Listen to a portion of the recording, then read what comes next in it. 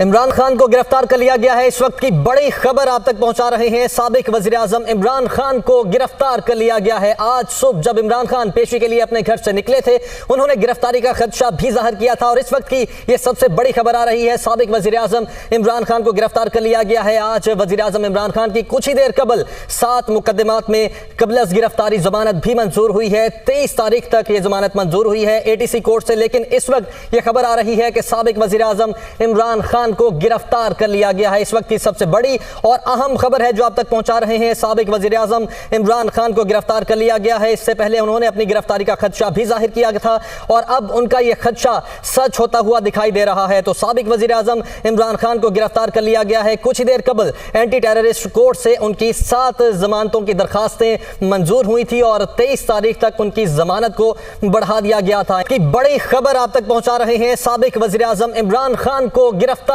کر لیا گیا ہے۔ آج صبح جب عمران خان پیشی کے لیے اپنے گھر سے نکلے تھے، انہوں نے گرفتاری کا خدشہ بھی ظاہر کیا تھا، اور اس وقت کی یہ سب سے بڑی خبر آ رہی ہے۔ سابق وزیراعظم عمران خان کو گرفتار کر لیا گیا ہے۔ آج وزیراعظم عمران خان کی کچھ ہی دیر قبل 7 مقدمات میں قبل از گرفتاری ضمانت بھی منظور ہوئی ہے۔ 23 تاریخ تک یہ ضمانت منظور ہوئی ہے ATC کورٹ سے، لیکن اس وقت یہ خبر آ رہی ہے کہ سابق وزیراعظم عمران خان کو گرفتار کر لیا گیا ہے۔ اس وقت کی سب سے بڑی اور اہم خبر ہے جو آپ تک پہنچا رہے ہیں۔ سابق وزیراعظم عمران خان کو گرفتار کر لیا گیا ہے۔ اس سے پہلے انہوں نے اپنی گرفتاری کا خدشہ بھی ظاہر کیا تھا، اور اب ان کا یہ خدشہ سچ ہوتا ہوا دکھائی دے رہا ہے۔ تو سابق وزیراعظم عمران خان کو گرفتار کر لیا گیا ہے۔ کچھ دیر قبل اینٹی ٹیررسٹ کورٹ سے ان کی 7 ضمانتوں کی درخواستیں منظور ہوئی تھی، اور 23 تاریخ تک ان کی ضمانت کو بڑھا دیا گیا تھا۔